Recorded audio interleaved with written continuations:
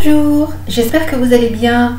La capsule d'aujourd'hui va être très courte et elle concerne un thème bien précis qui est celui du niveau journalistique d'aujourd'hui, parce que là, je m'interroge vraiment. À tout de suite. Vous pensez sérieusement que si je n'étais pas aujourd'hui le mieux placé, vous pensez que je serais devant vous ce soir pour vous expliquer ma Pour l'instant, vous n'êtes même pas au second tour dans les sondages. Je vous ai mis en extrait donc une interview qui a eu lieu entre un candidat à la présidence, donc ici qui est Xavier Bertrand, et une journaliste d'une chaîne nationale que je ne citerai pas puisque je suis un peu déçue donc, du niveau de cet entretien, du moins de cet extrait. Alors, je souhaitais en fait remettre les choses à leur place, à savoir de vous demander d'avoir raison gardée, c'est-à-dire de bien faire attention aux informations qu'on vous communique, puisque là, entre autres, cette journaliste s'est basée sur un sondage récupéré sur leur chaîne et non pas sur d'autres sondages. Et elle interroge donc Xavier Bertrand en le mettant mal à l'aise et en ayant vraiment une question à charge, puisqu'elle a décrété que de toute façon, du fait de ce résultat, il ne passerait pas au second tour. Donc ça, c'est elle qui le dit.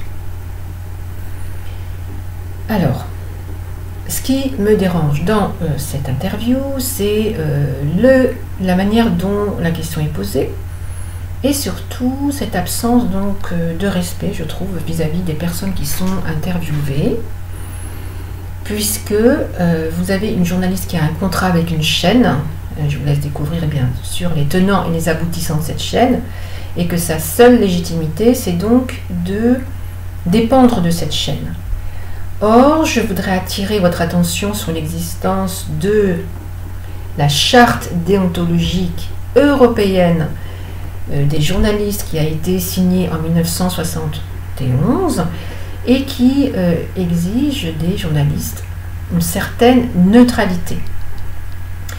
En tant qu'auditeur, c'est-à-dire vous, moi, nous devons être informés et grâce aux informations qui nous sont fournies d'une manière neutre, nous devons faire la part des choses et nous pouvons nous faire une opinion.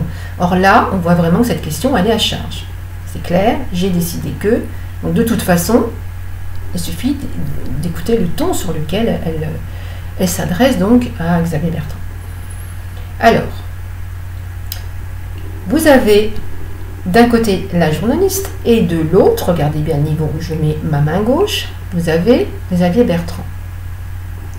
Donc j'aimerais quand même qu'il y ait un minimum de respect dans vos interviews, messieurs et mesdames les journalistes, et qu'il faut arrêter de se mettre à un tel niveau et à un tel manque de respect vis-à-vis de certaines personnes, tout simplement pour pouvoir faire le buzz ou avoir le maximum d'audience.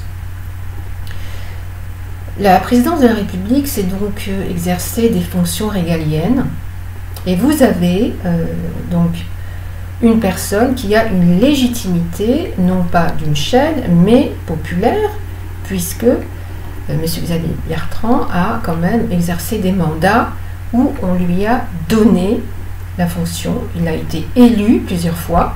Vous avez affaire quand même à un maire, un député, une personne qui a été plusieurs fois ministre, un secrétaire de parti, un président d'une agglomération, un président de région.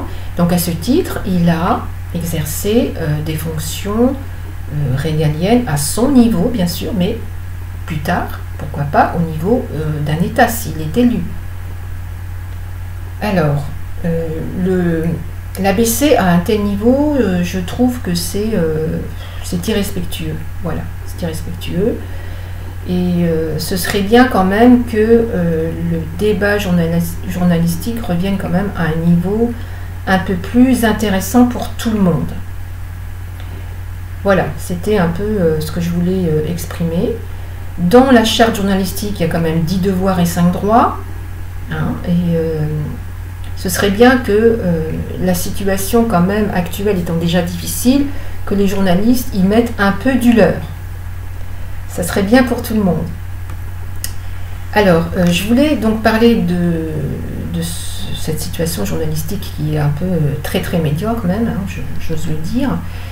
Et je vous invite quand même, parce que c'est vous qui allez lire le président, c'est nous qui allons élire le futur président, à faire le choix entre une personne qui a déjà eu l'expérience du terrain et qui a été mandatée plusieurs fois à différents niveaux, aussi bien au niveau communal qu'au niveau régional, ou alors à faire le choix entre personnes qui font le buzz grâce aux pouces qu'on met sur Instagram ou Twitter, ou grâce au sondage des chaînes qui sont de toute façon engagées.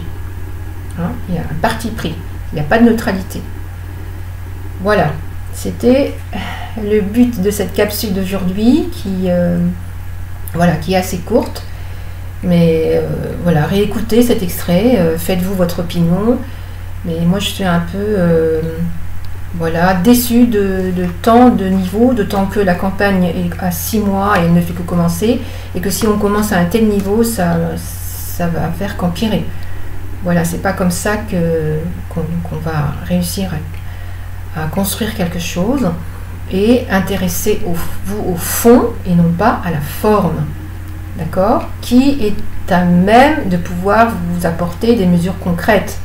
Est-ce que c'est celles qui font le buzz et qui font monter la mayonnaise sur les plateaux médiatiques, ou est-ce que ce sont celles et ceux qui travaillent concrètement sur le terrain ? Je dis bien celles et ceux. Voilà. Faites un choix réel et ne vous laissez pas embobiner ni par ces, on va dire, je ne vais pas dire pseudo-journalistes, mais enfin vraiment... on est vraiment loin de la charte de Munich, de la charte européenne de 1971. Alors, faites-vous votre opinion et je vous dis à la prochaine capsule qui sera plus longue et plus intéressante aussi. Mais il fallait que je vous dise cela. À très bientôt!